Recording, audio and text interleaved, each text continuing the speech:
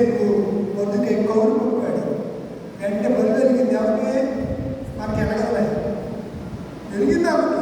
చిన్న వయసులో ఉన్నటువంటి ఆ యవన కుమార్తెకు వెలిగి, ఇది నా వల్ల కాదు, దేవుడే చేయాలని మీరు ప్రార్థన చేయండి, నేను కూడా ప్రార్థన చేస్తానని ఆమె ప్రార్థన చేసింది. యూదులందరూ ఇప్పుడు మనం ఏం చేయాలి? ఇప్పుడు క్రిస్టియన్ మంది తెలియదు పెద్దలకి భయంకరమైన పరిస్థితి ఈరోజు భారతదేశంలో ఏర్పాటు చేస్తూ ఉంది. చాలా భయంకరమైన పరిస్థితి. అర్థం కాదు. పిల్లల భవిష్యత్తు మీద దెబ్బకొట్టే పరిస్థితి.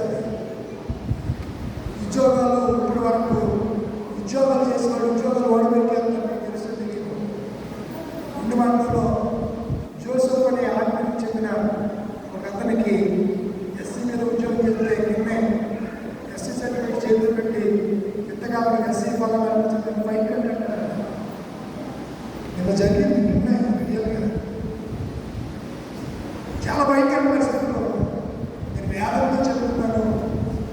దూరదృష్టితో దేవుని యొక్క దర్శనంతో చెప్తున్నట్టు మాట.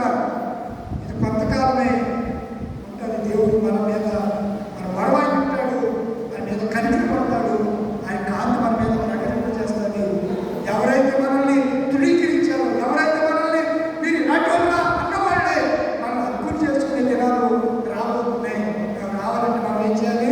ప్రార్థన చేయాలి. లేచి నిలబడదామా? ప్రార్థన చేసుకుందాం. దేవుడి కొరకు లేచి నిలబడి సమస్త